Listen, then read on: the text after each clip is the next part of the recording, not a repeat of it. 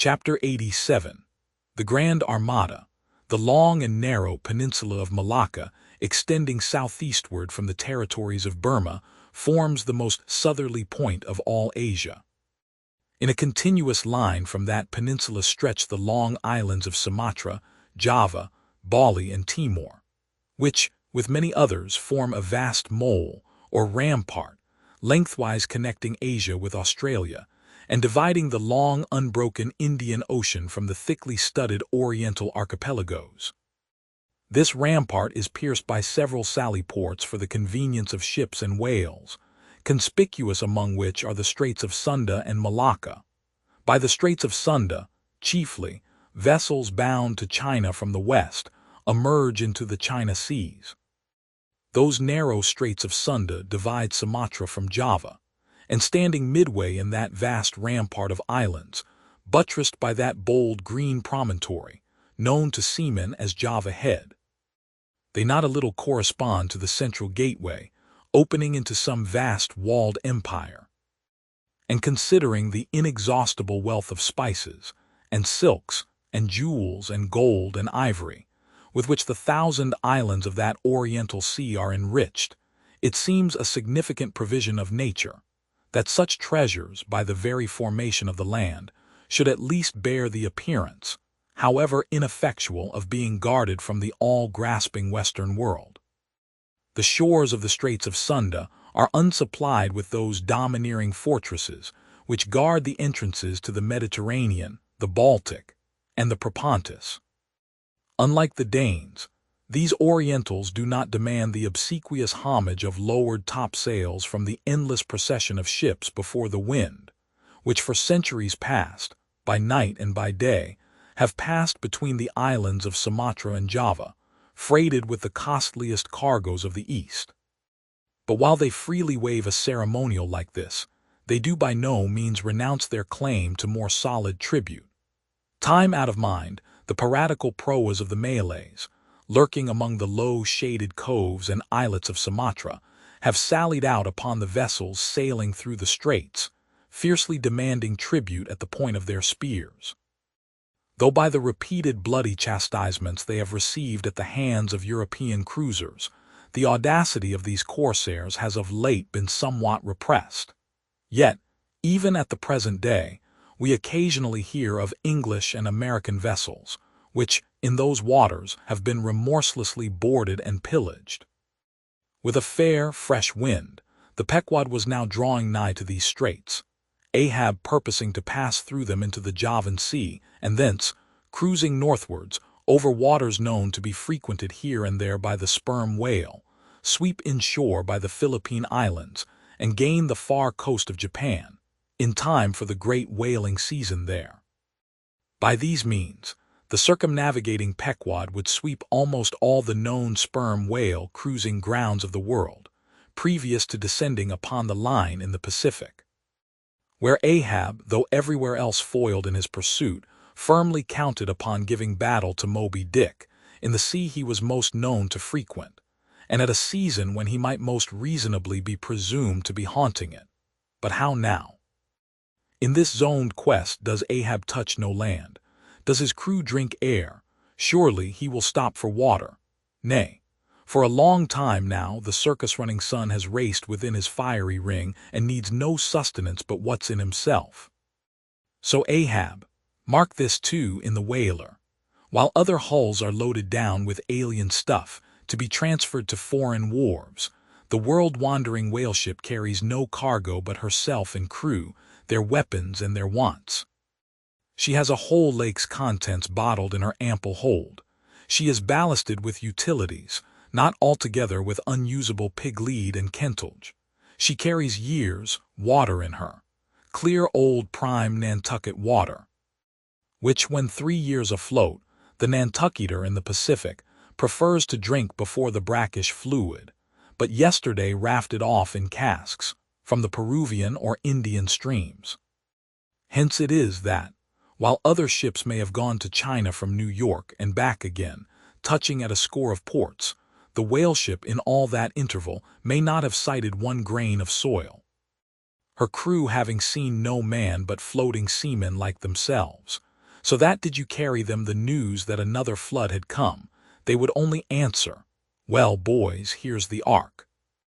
Now, as many sperm whales had been captured off the western coast of Java, in the near vicinity of the Straits of Sunda.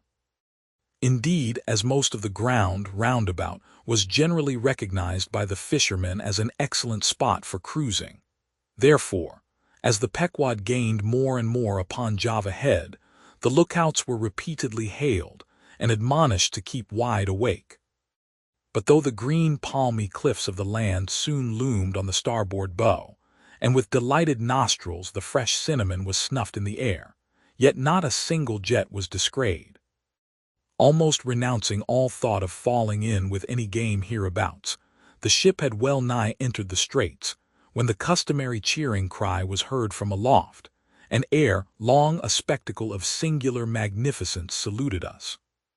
But here be it premised, that owing to the unwearied activity with which of late they have been hunted over all four oceans, the sperm whales, instead of almost invariably sailing in small detached companies, as in former times, are now frequently met with in extensive herds, sometimes embracing so great a multitude, that it would almost seem as if numerous nations of them had sworn solemn league and covenant for mutual assistance and protection. To this aggregation of the sperm whale into such immense caravans may be imputed the circumstance that even in the best cruising grounds, you may now sometimes sail for weeks and months together, without being greeted by a single spout, and then be suddenly saluted by what sometimes seems thousands on thousands, broad on both bows at the distance of some 2 or 3 miles, and forming a great semicircle, embracing one half of the level horizon. A continuous chain of whale jets were up playing and sparkling in the noonday air.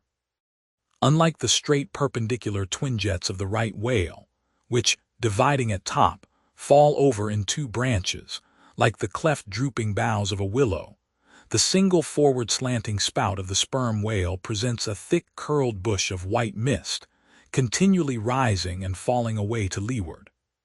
Seen from the Pequod's deck, then, as she would rise on a high hill of the sea, this host of vapory spouts, individually curling up into the air, and beheld through a blending atmosphere of bluish haze, showed like the 1,000 cheerful chimneys of some dense metropolis, descried of a balmy autumnal morning by some horseman on a height. As marching armies approaching an unfriendly defile in the mountains accelerate their march, all eagerness to place that perilous passage in their rear, and once more expand in comparative security upon the plain. Even so did this vast fleet of whales now seem hurrying forward through the straits, gradually contracting the wings of their semicircle and swimming on in one solid but still crescentic center. Crowding all sail, the Pequod pressed after them, the harpooneers handling their weapons and loudly cheering from the heads of their yet suspended boats. If the wind only held, little doubt had they that chased through these straits of Sunda, the vast host would only deploy into the oriental seas to witness the capture of not a few of their number. And who could tell whether, in that congregated caravan, Moby Dick himself might not temporarily be swimming, like the worshipped white elephant in the coronation procession of the Siamese. So with stun sail piled on stun sail, we sailed along, driving these leviathans before us, when, of a sudden, the voice of Tashtego was heard, loudly directing attention to something in our wake. Corresponding to the crescent in our van, we beheld another in our rear. It seemed formed of detached white vapors, rising and falling something like the spouts of the whales, only they did not so completely come and go, for they constantly hovered without finally disappearing. Leveling his glass at this sight, Ahab quickly revolved in his pivot hole, crying, "Aloft there, and rig whips and buckets to wet the sails. Malays, sir, and after us." As if too long lurking behind the headlands, till the Pequod should fairly have entered the straits, these rascally Asiatics were now in hot pursuit, to make up for their overcautious delay. But when the swift Pequod, with a fresh leading wind, was herself in hot chase, How very kind of these tawny philanthropists to assist in speeding her on to her own chosen pursuit, mere riding whips and rowels to her, that they were. As with glass under arm, Ahab to and fro paced the deck, in his forward turn beholding the monsters he chased, and in the after one the bloodthirsty pirates chasing him. Some such fancy as the above seemed his.